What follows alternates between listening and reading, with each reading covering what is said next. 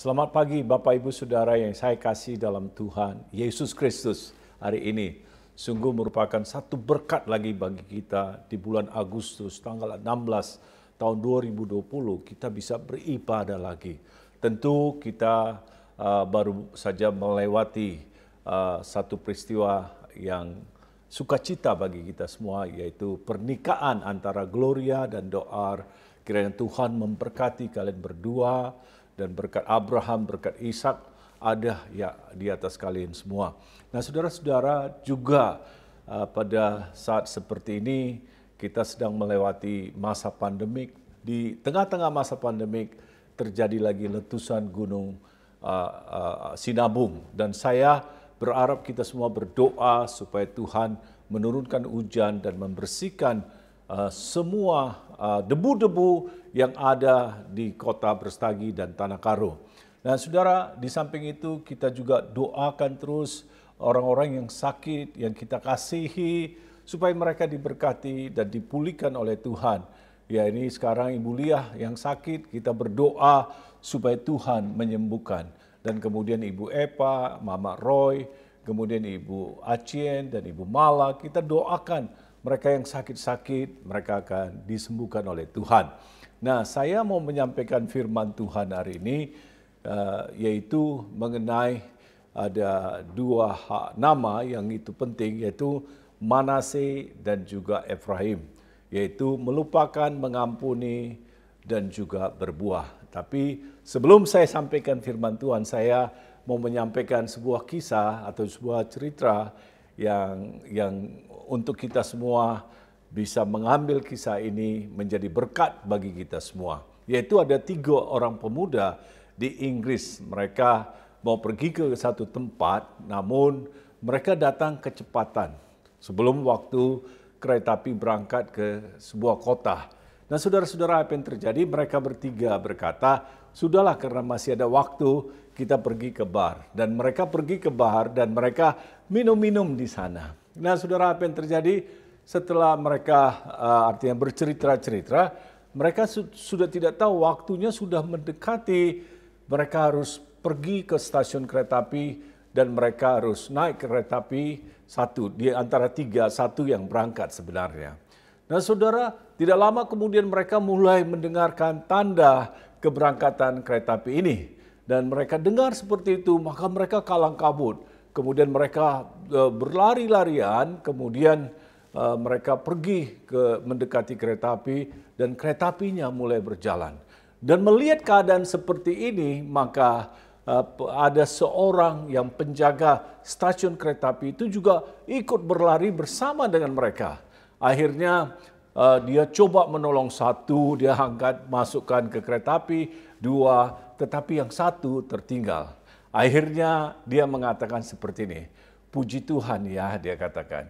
Ternyata walaupun kau nggak berangkat, tetapi 2 orang ini saya sudah tolong, mereka bisa naik ke kereta api. Tetapi saudara, apa yang terjadi?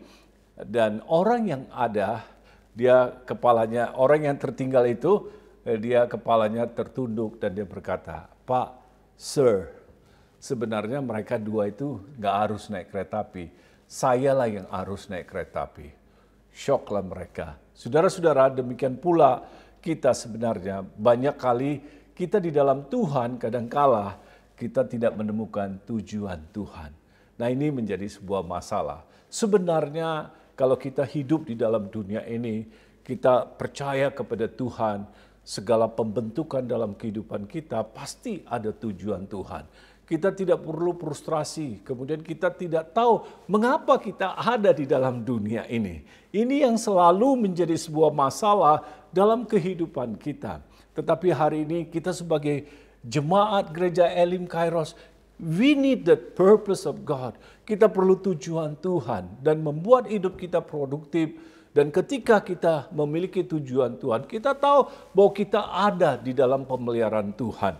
Kita tidak mudah akhirnya luka hati atau sakit hati, karena kita tahu bahwa kita sungguh-sungguh ada di bawah pemeliharaan Tuhan. Oleh karena itu, saya mengajak sebelum kita mendengarkan firman Tuhan, kita mau berdoa. Mari kita berdoa. Bapa, kami berdoa dalam nama Tuhan kami, Yesus Kristus. Ada hal-hal yang kami mau doakan hari ini Tuhan. Pertama kami berdoa, biarlah Tuhan mencurahkan hujan atas kota Brastagi, Tanah Karo, supaya Tuhan dibersihkan dari debu-debu Gunung Sinabung ya Tuhan. Kami juga berdoa mereka yang sakit seperti Ibu Lia, kemudian kami doakan juga Ibu Epa, Mama Rio, Ibu Acien, dan juga Mala Tuhan. Kami berdoa biarlah oleh bilur-bilur-Mu mereka disembuhkan. Telah tiba bagi kami saat ini untuk duduk diam di bawah kaki-Mu Tuhan, untuk mendengarkan firman Tuhan.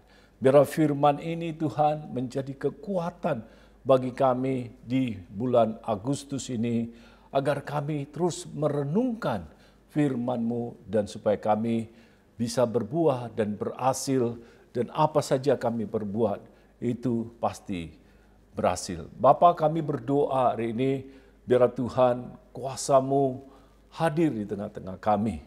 Yang sakit disembuhkan, yang lemah dikuatkan, yang terikat dibebaskan, yang susah dihiburkan. Kami berdoa ya Tuhan, dalam nama Bapa, Yesus Kristus, dan Roh Kudus. Amin. Shalom Bapak Ibu Saudara yang diberkati oleh Tuhan. Sekali lagi saya mau sampaikan salam untuk kita semua.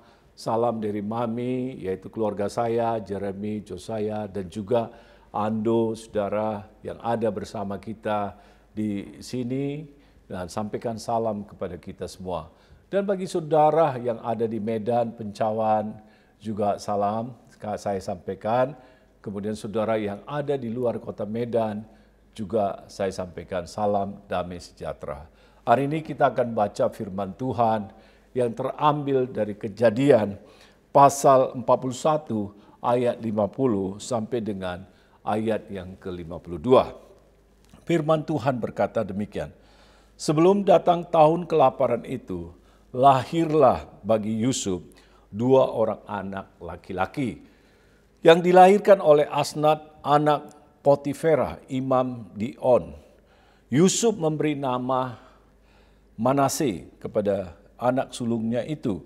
Dan katanya, Allah telah membuat aku lupa sama sekali kepada kesukaranku dan kepada rumah Bapakku.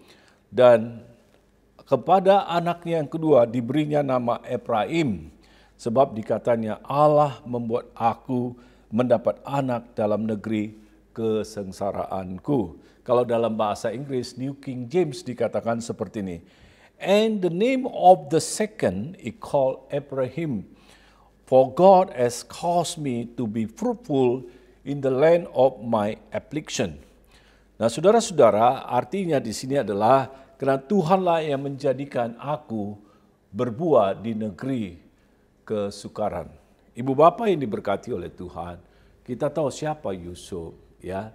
Saya percaya kita berkali-kali telah mendengarkan kisah Yusuf, baik di sekolah minggu, baik di gereja. Tapi saya percaya hari ini Tuhan mau memberkati kehidupan kita semua sebagai anak-anak Tuhan.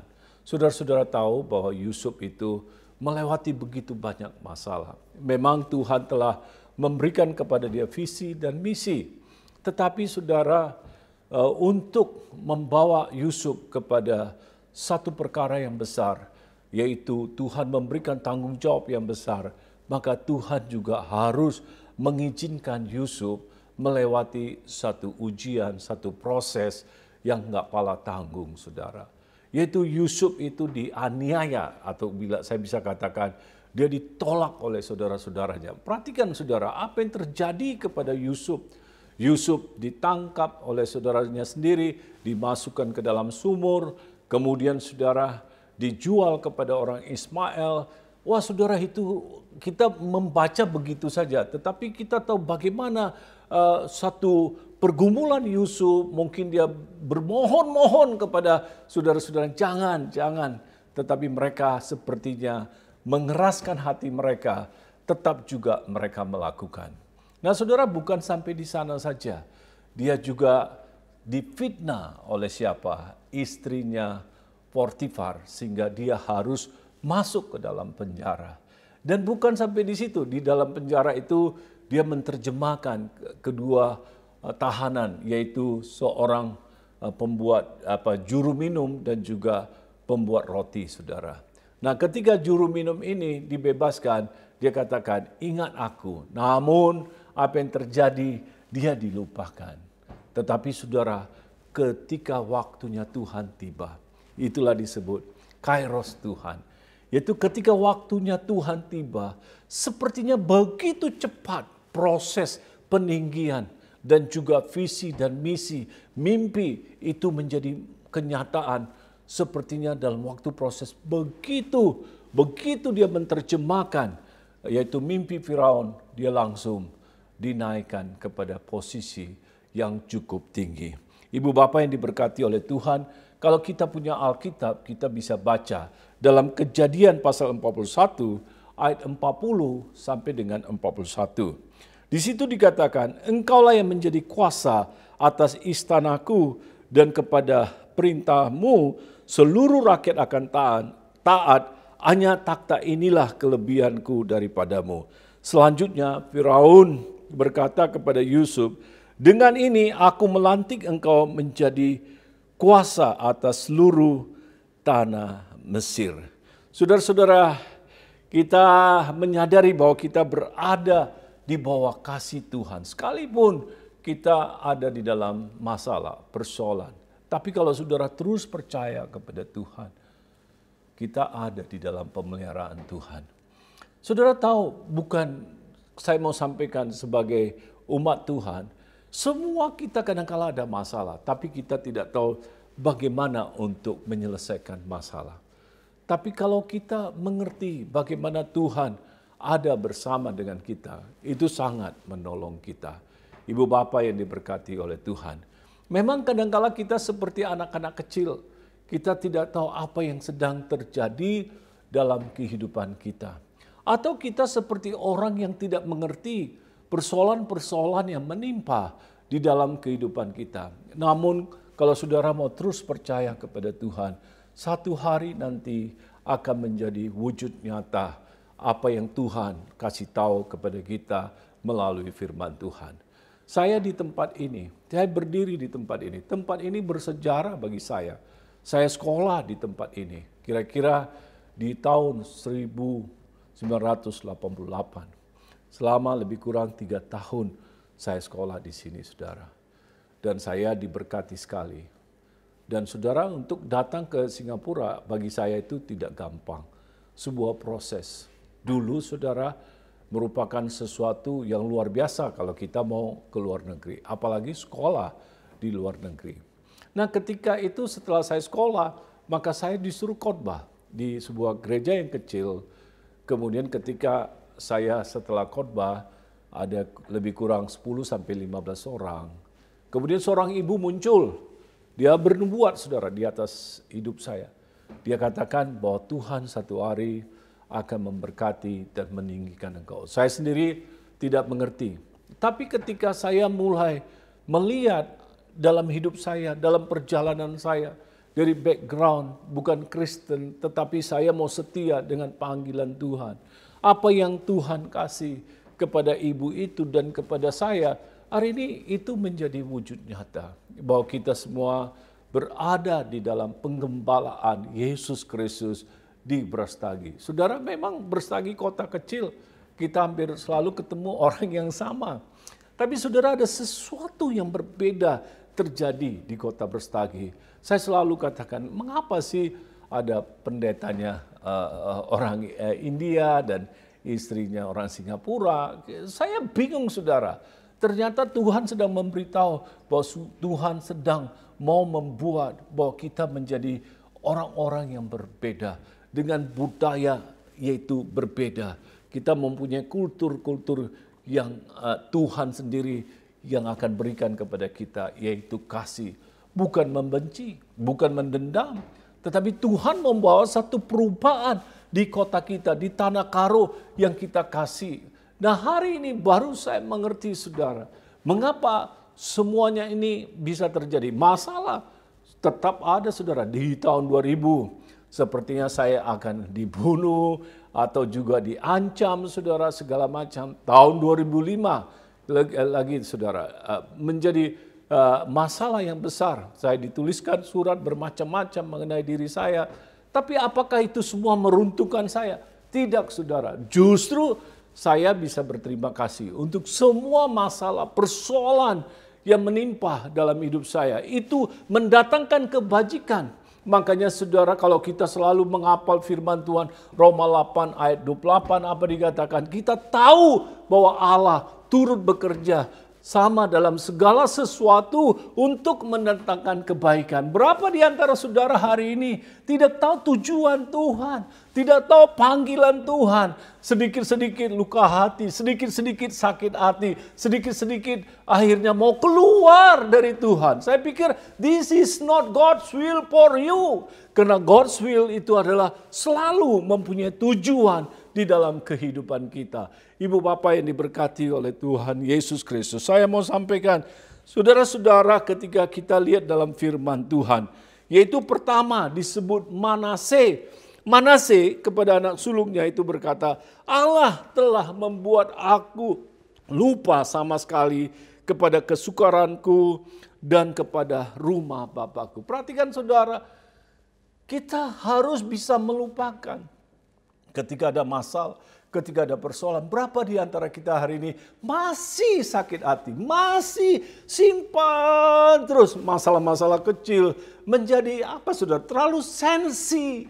Saya pikir tidak akan majulah kita sebagai anak-anak Tuhan kalau kita terus-menerus seperti itu. Kita mau disebut hari ini oleh Tuhan Manase, melupakan kesukaran, melupakan kesulitan-kesulitan yang terjadi. Hari ini kalau saya mau dikatakan bahwa kalau kita mau jujur, maka Tuhan Yesus telah mati bagi kita, mengampuni dosa-dosa kita. Berapa besarkah dosa-dosa kita? Bukankah kita mungkin jatuh dalam dosa perzinahan, mungkin jatuh dalam dosa-dosa menipu, mengambil uang, dan segala sesuatu yang jijik dan tidak rasanya Tuhan bisa terima. Tetapi dalam dosa seperti itu, Roma pasal 5 dikatakan bahwa Yesus Kristus mendemonstrasikan kasih-Nya kepada kita. Seharusnya ketika ada masalah yang menimpa dalam kehidupan kita, kita harus seperti Daud katakan,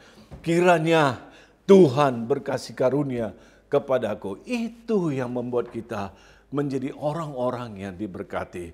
Manase, saudara, artinya melupakan semua kesukaran yang terjadi di dalam hidup kita. Karena Tuhan telah datang untuk menyatakan kebenarannya dalam kehidupan kita. Dalam Ayub dikatakan seperti ini. Ayub 11 ayat 16. Firman Tuhan berkata seperti ini. Bahkan engkau akan melupakan kesusahanmu. Perhatikan. Hanya teringat kepadanya seperti kepada air yang telah mengalir lalu. Baik, bagaimana air mengalir, saudara? Terus mengalir, tidak bisa lagi kembali, saudara. Dan begitulah Ayub katakan bahwa ketika kemuliaan Tuhan dinyatakan dalam kehidupan kita, semua kesusahan, semua kesulitannya mengalir begitu saja. Berapa di antara kita hari ini mau diberkati oleh Tuhan sebagai umat Tuhan, sebagai jemaat gereja Elim Kairos? Saya berpikir kita harus bangkit. Kalau saudara terus-menerus hidup di dalam kesakitan atau hidup dalam sakit hati, saudara akan menemukan banyak sakit yang akan datang. Alkitab katakan hati yang gembira adalah obat, tetapi semangat yang patah mengeringkan tulang. Karena itu saudara-saudara yang diberkati oleh Tuhan hari ini, saya mau sampaikan kepada kita semua bahwa apakah Yusuf bisa melupakan perbuatan-perbuatan yang dilakukan oleh saudara-saudaranya. Dengan gampang dia memberikan nama Manase. Saya berpikir Yusuf tentu bisa karena dia mengerti apa yang menjadi kehendak Tuhan di dalam hidupnya. Saudara, banyak sekali kadang-kala kita tidak mengerti tujuan Tuhan dalam kehidupan kita. Ketika kita tidak mengerti tujuan Tuhan, makanya kita selalu keluar bawa masalah, masuk bawa masalah, di rumah bawa masalah, di tempat pekerjaan kita bawa masalah. Namun saya pikir kalau kita mengerti tujuan Tuhan, maka kita akan diberkati oleh Tuhan kita, Yesus Kristus. Makanya Bapak Ibu Saudara, perilaku-perilaku buruk yang dilakukan oleh saudara-saudaranya, dia tidak dendam, dia tidak artinya marah, tetapi kita harus lihat pernyataan Yusuf yang luar biasa, yang membuat dia menjadi orang yang sangat diberkati dengan pernyataannya seperti ini. Saudara perhatikan, dalam Kejadian pasal 50 ayat 20, saudara baca, dan saya yakin kita akan diberkati oleh Tuhan. Memang kamu telah merekah-rekahkan yang jahat terhadap aku, tetapi Allah telah merekah-rekahnya untuk kebaikan, dengan maksud melakukan seperti yang terjadi sekarang ini, yaitu memelihara hidup satu bangsa yang besar. Saya berdoa, saudara, kalau kita sebagai pelayan Tuhan, kita sebagai pemimpin cell group, kita sebagai pemimpin G12, kita sebagai worship leader, kita sebagai koordinator musik, koordinator media, saudara, saya mau sampaikan kepada kita semua, saudara, bahwa pribadi-pribadi yang dipanggil oleh Tuhan, yaitu untuk mengambil tanggung jawab masing-masing, kita bisa mengatakan kepada Tuhan bahwa memang ada orang yang mereka-reka yang buruk kepadaku, mereka-reka yang jahat terhadap aku, tapi Tuhan membuat terbalik, semuanya itu menjadi baik. Nah, oleh karena itu maksudnya apa? Saya mau katakan ketika setiap koordinator, setiap pemimpin, setiap pemimpin sel, kalau tetap mau berdiri, dia akan menyelamatkan banyak orang. Saudara percaya? Kalau saudara percaya, katakan amin. Saya melihat kesaksian seperti itu. Salah satu hal, saudara, saya bukan mau menyebutkan nama dan meninggikan orang itu, yaitu Anen, saudara. Hari ini dia sadar sekali ketika dia kembali ke gereja dan melayani Tuhan, ibunya dia katakan disembuhkan. Kalau enggak, aku pun seperti orang hidup dalam kepahitan. Ketika kepahitan mengizinkan setan datang untuk menyerang dia dan keluarganya. Bayangkan hari ini kalau kita sebagai tiap-tiap saudara, posisi kita koordinator dalam satu bidang, kita mau berdiri, saudara. Dan saudara, firman Tuhan akan digenapi dalam hidup kita. Apakah firman Tuhan itu katakan? Yaitu kalau saudara baca dalam Kisah Para Rasul 16, percayalah kepada Yesus, engkau dan seisi keluargamu akan diselamatkan.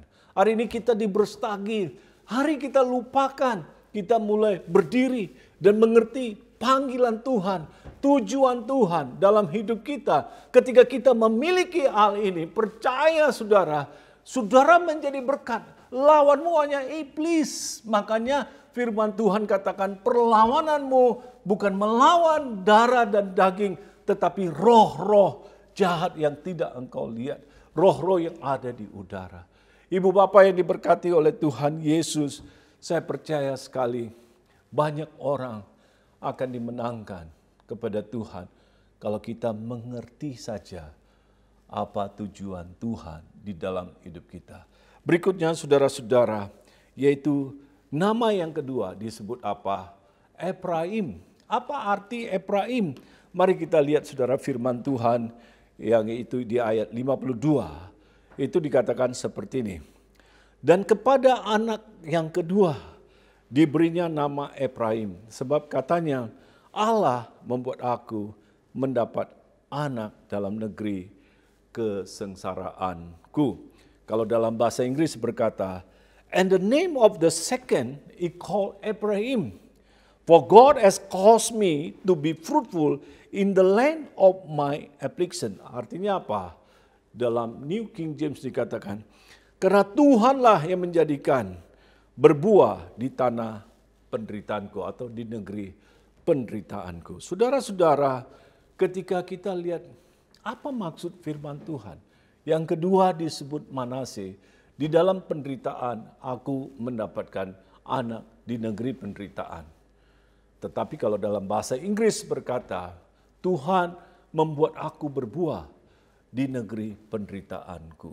Artinya saudara, bukan penderitaan di dalam negeri, tetapi kasus-kasus yang dia lewati, masalah-masalah yang dia lewati. Apa yang diderita oleh siapa? Oleh Yusuf. Dia kehilangan saudara-saudaranya. Dia sayang kepada Benjamin. Dia sayang kepada bapaknya Yakub karena dia sangat dekat, saudara.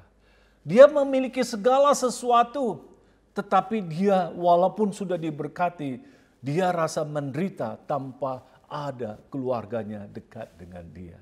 Saudara boleh ada di Amerika, saudara boleh ada di negeri-negeri yang hebat.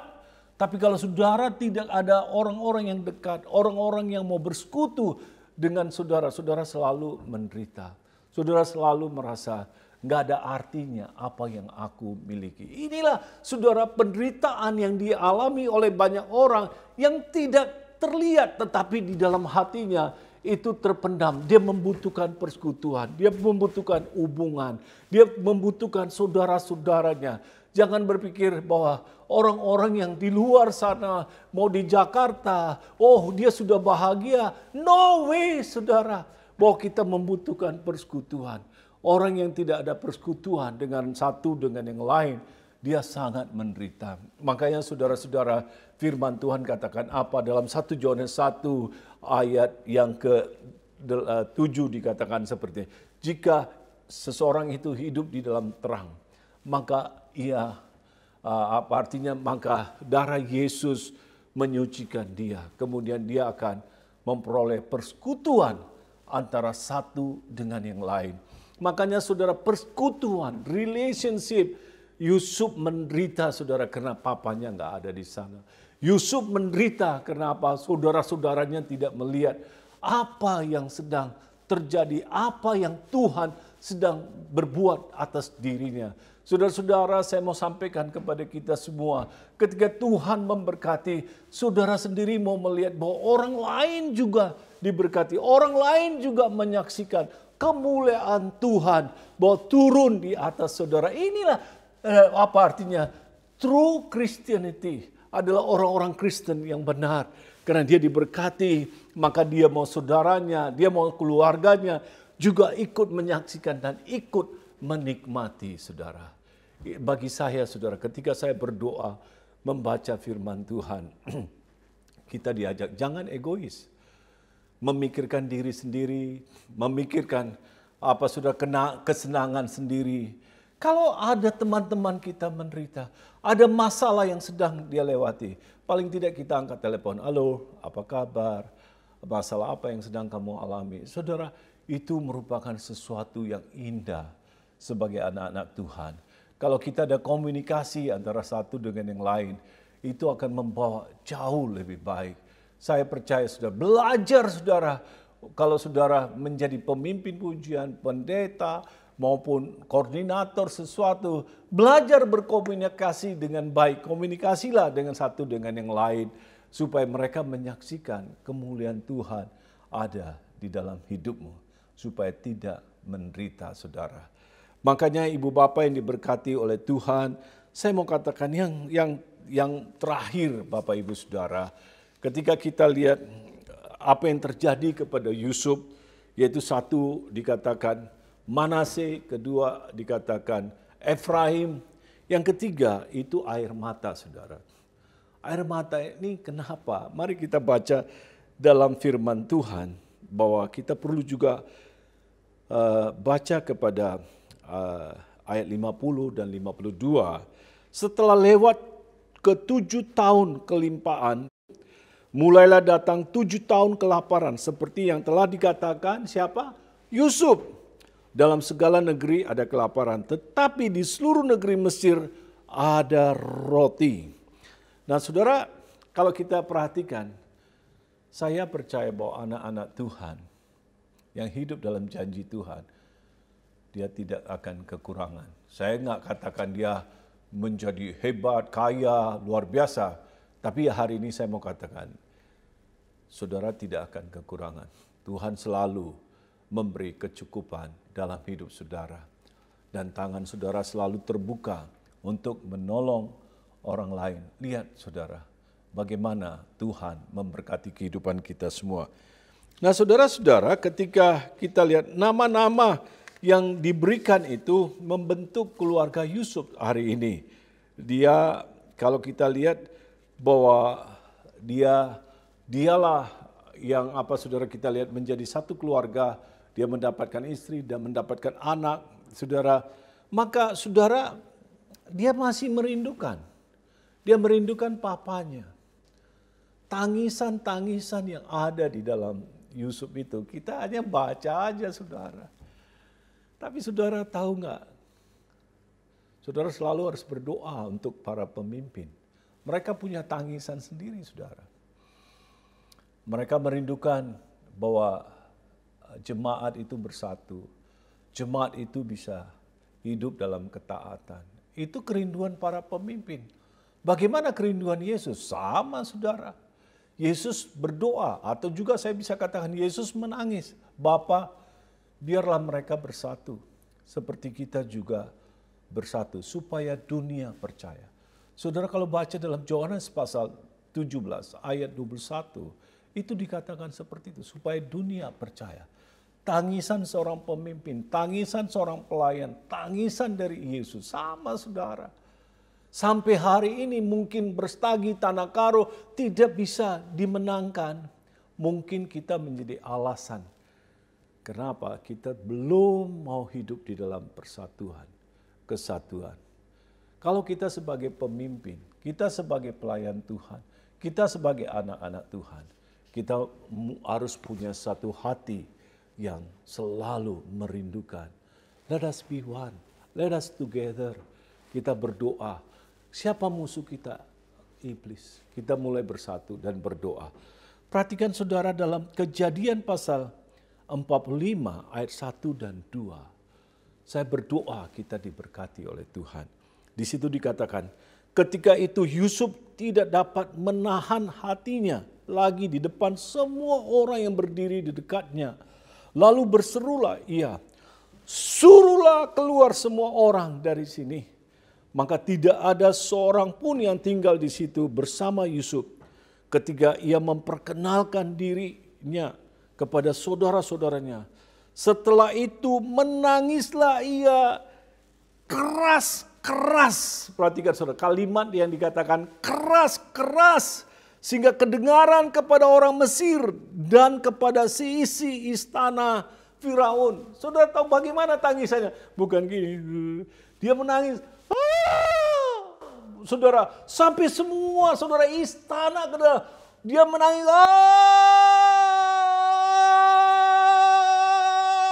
Saudara tahu, seperti itu saya percaya tangisannya itu. Bukan kalau saudara nggak mungkin kedengaran.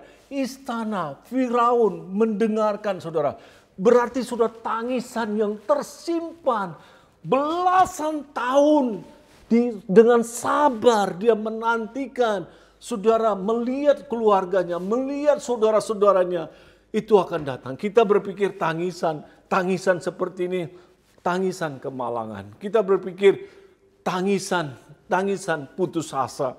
Tidak saudara, tapi tangisan kerinduan untuk keluarganya, untuk saudara-saudaranya bersatu. Saudara, saya percaya tangisan Yesus untuk gereja kita, Elim Kairos, gereja yang ada di luar sana. Tangisan Tuhan, be united, be restored, one another, love one another. Kasihlah satu dengan yang lain. Itu adalah hukum Tuhan.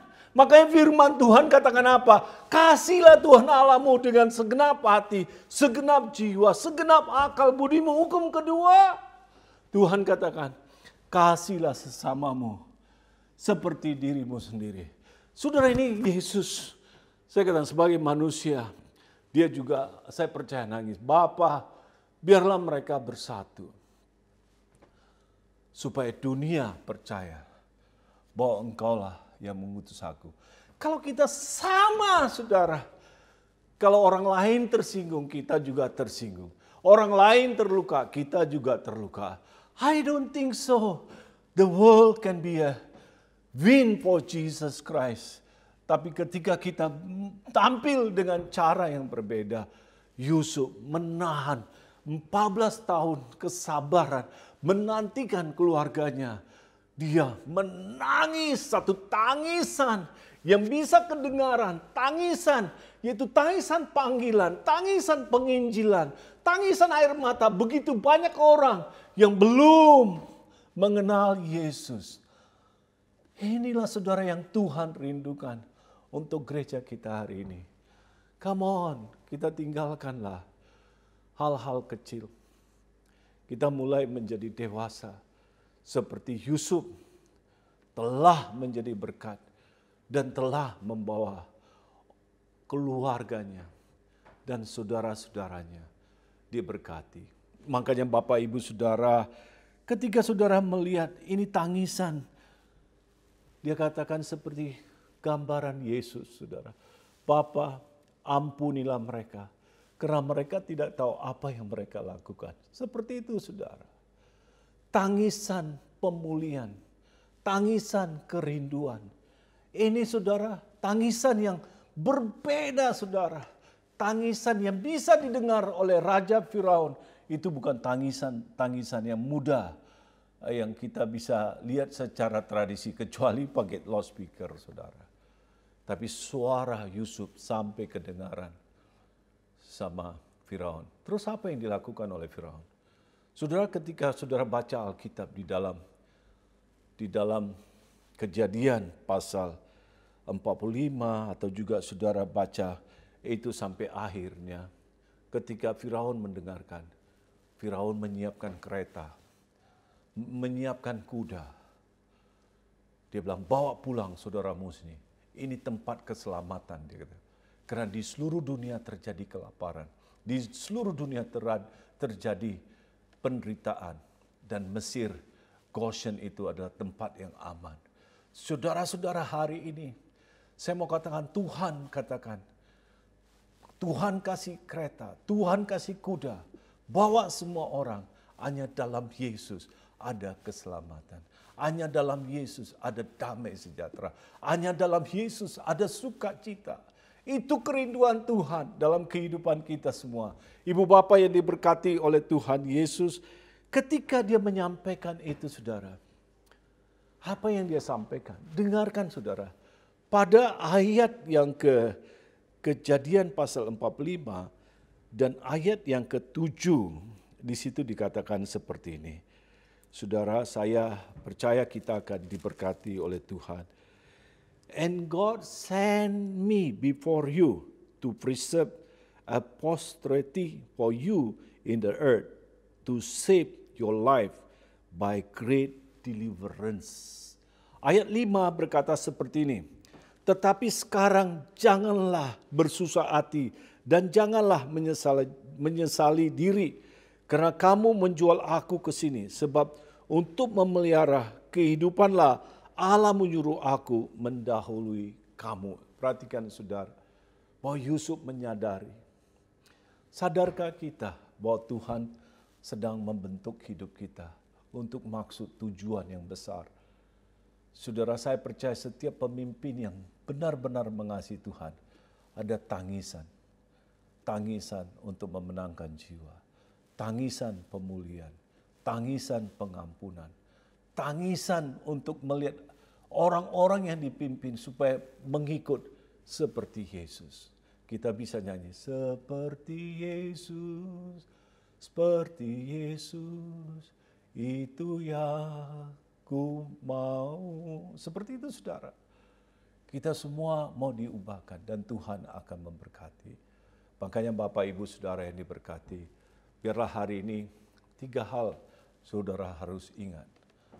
Melupakan, mengampuni, berbuah. Melupakan, mengampuni, berbuah. Dan Tuhan memberkati kita semua. Amin. Mari kita berdoa. Bapa di sorga, kami berdoa pada hari ini. Biarlah Tuhan menyatakan kemuliaan-Nya atas gereja Elim, Kairos di Brastagi Tuhan. Kami sadari Tuhan, bahwa Engkau menyebut kami Manase. Manase yang mengartikan bahwa Tuhan membuat kami lupa kesengsaraan yang kami alami di rumah Bapa orang tuaku. Dan juga Efraim membuat kami berbuah di negeri penderitaan. Dan ketiga Tuhan, kami percaya bahwa ketika kami melewati dan mengampuni, melupakan, mengampuni, dan kami mau berbuah, Brastagi diberkati oleh Tuhan. Keluarga kami diberkati oleh Engkau Tuhan. Selama ini mungkin kami tidak mengerti panggilan Tuhan. Suara Tuhan, ampuni kami Tuhan. Pemberontakan kami, Tuhan ampuni. Luka hati kami, ampuni Tuhan. Biarlah Tuhan seperti Bapa mengampuni kami, kami juga mengampuni orang yang bersalah kepada kami. Agar kami Tuhan selalu dipenuhi dengan damai sejahtera, dipenuhi dengan kesembuhan, dan kami tetap hidup dalam perlindungan Tuhan di tanah Gosen yang Tuhan siapkan. Sana sini Tuhan ada pandemik, ada letusan gunung, tapi kami selamat di bawah Gosen perlindungan Tuhan Yesus Kristus. Terima kasih Bapa di sorga, dalam hari ini Tuhan, yang susah hatinya Engkau hiburkan, yang tidak mengerti hari ini menjadi mengerti, dan nama Tuhan dipermuliakan oleh perubahan dan penerimaan kami antara satu dengan lain, dan Yesus ditinggikan. Terpuji Tuhan, haleluya, dalam nama Yesus, amin. Saudara-saudara yang diberkati, saya percaya kita diberkati oleh Tuhan. Di akhir khotbah saya mau sampaikan seperti ini. Kalau saudara baru pertama kali mendengarkan firman Tuhan atau mengenai Yesus, inilah tantangan bagi saudara untuk membuka hati dan menerima Yesus. Ikuti doa saya. Katakan seperti ini. Tuhan Yesus, aku percaya dalam hati, mengaku melalui mulut bahwa Yesus Kristus adalah Tuhan dan Juru Selamatku. Ampuni dosaku. Saya percaya darah Yesus menyucikan aku. Hari ini Tuhan memberi kuasa aku menjadi anak-anak Allah. Dan beri aku pengalaman baru, hidup baru. Dalam nama Yesus. Amin. Selamat hari Minggu. Tuhan memberkati kita semua. Shalom. Dan salam kami kembali untuk kita semua. Dan Bapa mengasihi kita semua. Amin.